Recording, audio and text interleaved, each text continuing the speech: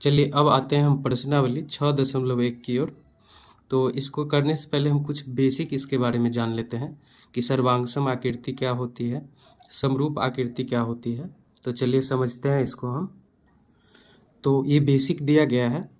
पहला है सर्वांगसम आकृति। तो सर्वांगसम आकृति हम किसको बोलेंगे? तो जिसका आकार समान हो और माप भी समान हो। आकार भी समान होना चाहिए और माप भी क्या होना चाहिए? समान होना चाहिए। आकार का मतलब होता है कि पहला अगर वर्ग है तो दूसरा आकृति भी क्या होना चाहिए? वर्ग होना चाहिए। और माप में भी बराबर होना चाहिए। जितना बड़ा पहला आकृति होगा उतना ही बड़ा दूसरा आकृति भी होगा। इसका मतलब ये हुआ, अगर हम इस वर्ग को उठा करके इस वर्ग पर अगर हम रख दें तो इस वर्ग को पूरा पूरी ढक लेगा, तो उस आकृति को हम सर्वांगसम आकृति कहेंगे। तो यदि दो आकृति दिया रहेगा और एक आकृति दूसरा आकृति को पूरा पूरा ढक लेता है तो उसको हम सर्वांगसम आकृति कहेंगे। यदि पूरा पूरा ढकता है तो उसमें आकार भी समान होगा और माप भी क्या होगा? समान होगा। तो सर्वांगसम आकृति में क्या होती है? आकार समान होता है और माप समान होता है। दूसरा आकृति हम देखते हैं, यदि ये आयत है तो दूसरा आकृति भी आयत ही है, और जितना बड़ा ये आकृति है उतना ही बड़ा ये आकृति है। इस आकृति को इस आकृति पर यदि हम रख दें तो आकृति को पूरा पूरा क्या कर लेगा? ढक लेगा। तो ये दोनों क्या है? सर्वांगसम आकृति है। ये भी दोनों क्या है? सर्वांगसम आकृति है, क्योंकि दोनों क्या है? बराबर है। यहाँ पर यदि हम देखें तो ये दोनों भी त्रिभुज क्या है? बराबर है। ये दोनों सर्वांगसम आकृति है। ये दोनों वृत्त क्या है? बराबर है। ये दोनों वृत्त क्या है? सर्वांगसम आकृति है, क्योंकि एक वृत्त दूसरे वृत्त को पूरा पूरा ढक लेगा। तो इसको हम सर्वांगसम आकृति कहेंगे। तो सर्वांगसम आकृति में आकार समान होता है, माप समान होता है। आकार का मतलब अगर पहला आकृति त्रिभुज है तो दूसरा आकृति भी त्रिभुज रहना चाहिए, और पहला आकृति जितना बड़ा है दूसरा आकृति भी उतना ही बड़ा होना चाहिए। तो यहाँ से हो गया सर्वांगसम आकृति।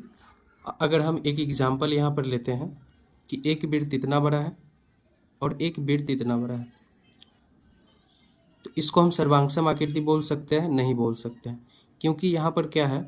आकार तो समान है, मतलब ये गोल है ये भी गोल है, ये वृत्त है ये भी वृत्त है। आकार तो समान है लेकिन माप समान नहीं है। ये आकृति छोटा है ये आकृति बड़ा है, माप दोनों का समान नहीं है। तो इस आकृति को हम सर्वांगसम नहीं बोलेंगे। तो जो सर्वांगसम नहीं होगा वो क्या होगा? समरूप होगा। यहाँ पर क्या है? ये दोनों सर्वांगसम नहीं है, तो सर्वांगसम ये दोनों नहीं है तो इसको हम क्या बोलेंगे? समरूप। तो आइए चलते हैं समरूप आकृति की ओर। तो यहाँ पर दिया गया है समरूप आकृति के बारे में। तो समरूप आकृति में आकार क्या होता है? समान होता है, यानी आकार समान होना चाहिए। पहला अगर वृत्त है तो दूसरा भी वृत्त होना चाहिए, पहला अगर वर्ग है तो दूसरा भी वर्ग ही होना चाहिए। इसका मतलब ये होता है। तो आकार समान होना चाहिए। माप अलग अलग हो सकता है। माप क्या हो सकता है? अलग अलग। अगर माप समान हो तो वही आकृति सर्वांगसम आकृति बन जाएगी। अगर माप अलग अलग हो तो आकृति क्या बन जाएगी? समरूप आकृति। तो आकार तो दोनों में समान होता है, सर्वांगसम आकृति में भी समान होता है, समरूप आकृति में भी समान होता है। तो समरूप आकृति होने का नियम क्या होता है कि आकार समान होना चाहिए। पहला अगर आयत है तो दूसरा भी क्या होना चाहिए? आयत होना चाहिए।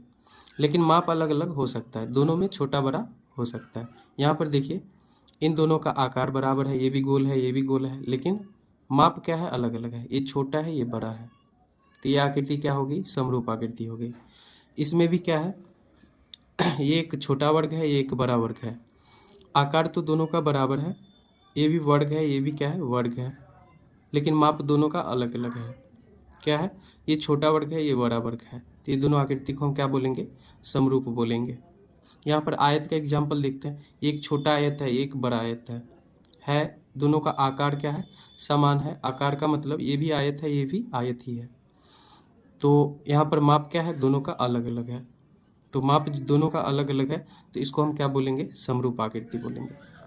क्या हम यहाँ पर कह सकते हैं, यहाँ पर एक एग्जाम्पल दें, एक है त्रिभुज और एक है वृत्त, क्या हम इसको समरूप आकृति बोल सकते हैं? नहीं बोल सकते हैं, क्योंकि इन दोनों का आकार ही बराबर नहीं है। तो सबसे पहला है कि इसमें आकार बराबर होना चाहिए, आकार समान होना चाहिए। अगर पहला त्रिभुज है तो दूसरा भी त्रिभुज ही होना चाहिए, चाहे बड़ा या छोटा हो सकता है। और इन दोनों का क्या है? माप अलग अलग हो सकता है, तब उस आकृति को हम समरूप आकृति बोलेंगे। तो यहाँ पर अगर हम एग्जाम्पल लें कि सभी के सभी वृत्त क्या होंगे? वृत्त छोटा हो सकता है, बड़ा हो सकता है, लेकिन वृत्त क्या है, सब के सब वृत्त गोल है। तो सभी के सभी वृत्त क्या होंगे, समरूप आकृति होंगे। सभी के सभी वर्ग क्या होंगे, समरूप आकृति होंगे। सभी के सभी आयत क्या होंगे, समरूप आकृति होंगे। सभी के सभी समबाहु त्रिभुज क्या होंगे, समरूप आकृति होंगे। तो ऐसा हम कह सकते हैं। लेकिन सभी के सभी वृत्त सर्वांगसम आकृति नहीं होगा, क्योंकि वृत्त में छोटा बड़ा भी हो सकता है। सभी के सभी वर्ग सर्वांगसम आकृति नहीं हो सकता है, क्योंकि वर्ग में छोटा बड़ा वर्ग भी हो सकता है। सभी के सभी आयत सर्वांगसम आकृति नहीं हो सकता है, क्योंकि क्या होगा, आयत में कोई छोटा बड़ा भी हो सकता है। तो सर्वांगसम आकृति का नियम होना चाहिए कि आकार भी समान होना चाहिए और माप भी समान होना चाहिए। यानी दोनों अगर आकृति देखने में एक जैसा हो तब उसको सर्वांगसम आकृति बोलेंगे, अन्यथा उसको हम क्या बोलेंगे, समरूप आकृति। तो सभी के सभी वृत्त क्या है, समरूप है। सभी के सभी आयत क्या है, समरूप है। सभी के सभी वर्ग क्या है, समरूप आकृति है। तो यहाँ से एक लाइन हम यहाँ से देख सकते हैं कि सभी सर्वांगसम आकृति समरूप होते हैं। सभी यहाँ पर देख लीजिए, सभी के सभी ये जितनी भी आकृति हैं सर्वांगसम आकृति है। इसको हम समरूप भी बोल सकते हैं, क्योंकि यहाँ पर देख सकते हैं आकार तो बराबर है, माप भी क्या है, बराबर है। तो सर्वांगसम आकृति होने के साथ साथ ये आकृति समरूप भी है। सर्वांगसम होने के साथ साथ ये आकृति सब क्या है, समरूप भी है। इसको हम समरूप आकृति भी बोल सकते हैं। लेकिन यहाँ पर एक लाइन और दिया गया है, लेकिन सभी समरूप आकृति को सर्वांगसम नहीं बोल सकते हैं।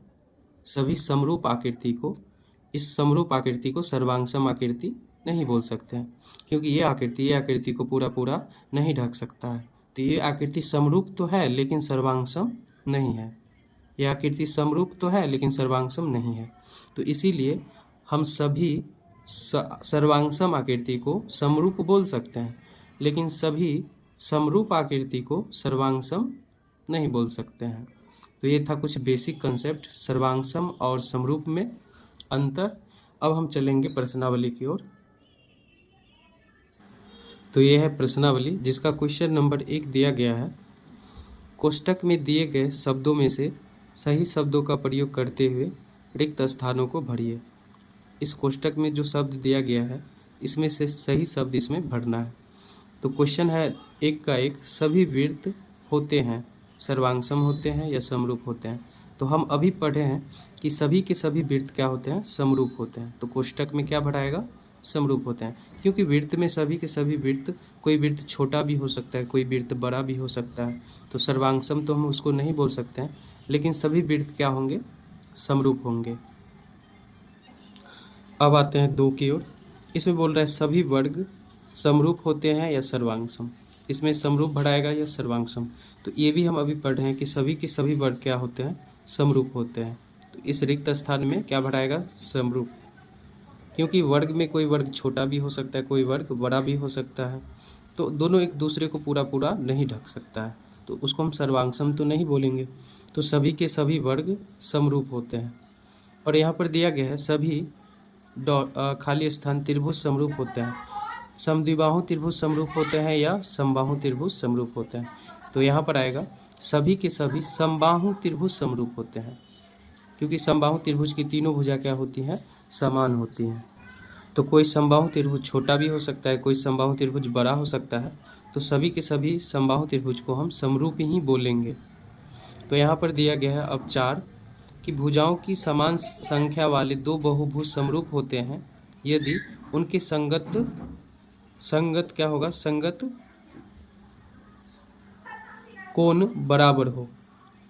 यहाँ पर क्या भराएगा, ये वाला बराबर हो। भुजाओं की समान संख्या वाले 2 बहुभुज समरूप होते हैं यदि उनके संगत कोण बराबर हो तथा उनकी संगत भुजा का समानुपाती हो। संगत भुजा क्या होगा, समानुपाती। किसी भी चीज़ को हम समरूप तभी बोलेंगे जब उसका संगत कोण क्या हो, बराबर हो, और उनकी संगत भुजा समानुपाती हो, तब उसको हम क्या बोलेंगे, समरूप बोलेंगे। तो यहाँ भराएगा बराबर और यहाँ भराएगा समानुपाती।